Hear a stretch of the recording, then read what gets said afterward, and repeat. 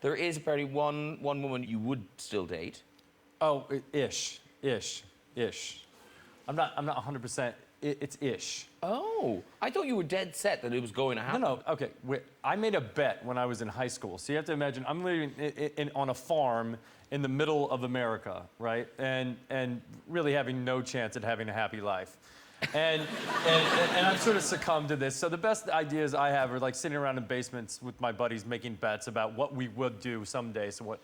And so I make a bet with my buddy. I'm probably 17 years old.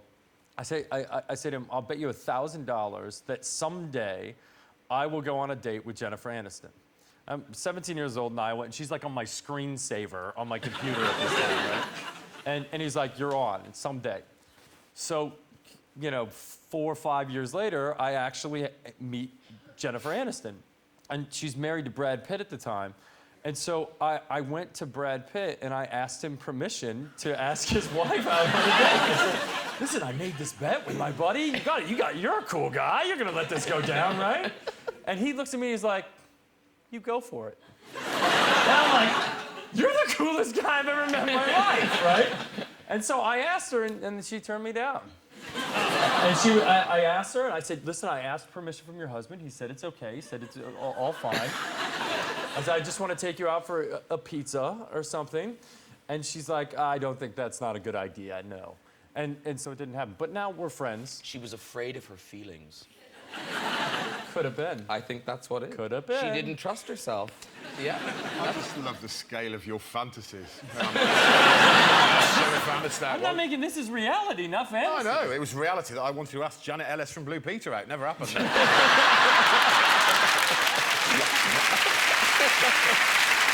And are you a romantic man? Are you? No, I've given up on it. It stopped for me, romance, when I was about 22, when I bought a girlfriend back from college. So my parents got a really nice garden, and they were away.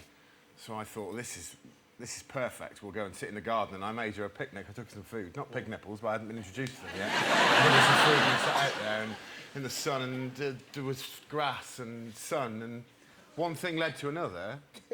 I love that line. She was where... It was really romantic. I don't want to go into details. I don't want to make anyone bring their pig nipples up, but she had a long flowing skirt and she sat atop me. And things started to... Like a toilet roll holder? Yeah, a little bit like that, yeah.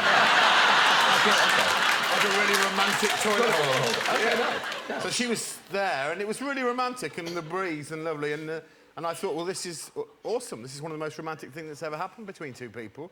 Then my granddad came round the corner. Honestly, I'm not making it up. And he'd never met her before. So he came round and went, hello, you two. I went, ah! She couldn't get off because it was happening. And you could see him thinking, this is really rude of them both. It's really rude because I've never met her before. Surely she should stand up. She couldn't. So it was a full 15 minutes. Oh! Yeah, with her like this. And me, let's not mince our words here, Graham, in her. my granddad making polite conversation. That was the day I gave up on romance. that would kill romance. Yeah.